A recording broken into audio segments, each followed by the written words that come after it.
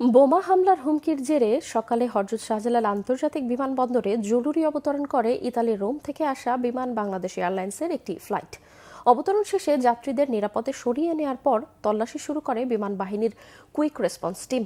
তবে ৬ ঘন্টার তল্লাশি শেষে কিছুই মেলেনি বলে জানিয়েছে কর্তৃপক্ষ। এর আগে বিমানবন্দরের নির্বাহী পরিচালক গ্রুপ ক্যাপ্টেন কামরুল ইসলাম জানান, ভোরে কন্ট্রোল রুমে পাঠানো এক বার্তায় বলা হয় ফ্লাইটে বোমা রাখা আছে, যে কোনো সময় ঘটতে পারে বিস্ফোরণ। এই হুমকিতে সকাল ৯:৩০টায় ফ্লাইটটির জরুরি অবতরণের পরপরই কাজ শুরু করে কুইক রেসপন্স টিম।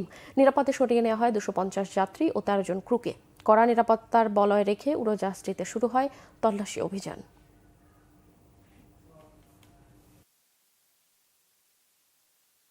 ইটালির রাজধানী রোম থেকে একটা ফ্লাইট হওয়ার কথা, ৮:৫০-এ নামার কথা, এটা ৯:৩০-এ নামছে।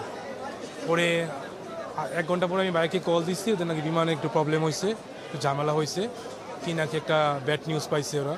তো এই জন্য ওদেরকে ৩ ঘন্টা নাকি ওদেরকে একটা রুমে ওদেরকে রেস্টের জন্য বা যেভাবে আটকে রাখছে, পরে ওদেরকে মাল টাল সামনে ওদেরকে চেকিং করা হয়েছে।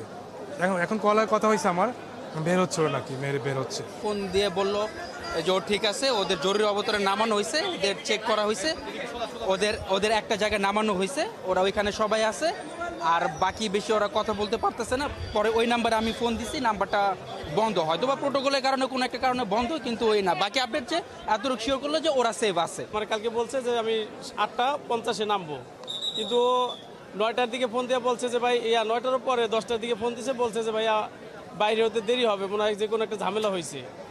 তারপরে আবার ফোন দিছিল 11টার দিকে, তখন আবার বললো যে ভাই কি জানি একটা সমস্যা হয়েছে, হয়তো দেরি হবে, আমরা নিরাপদ জায়গায় আছি, তো টেনশন করেন না, কি এটাই বলছে।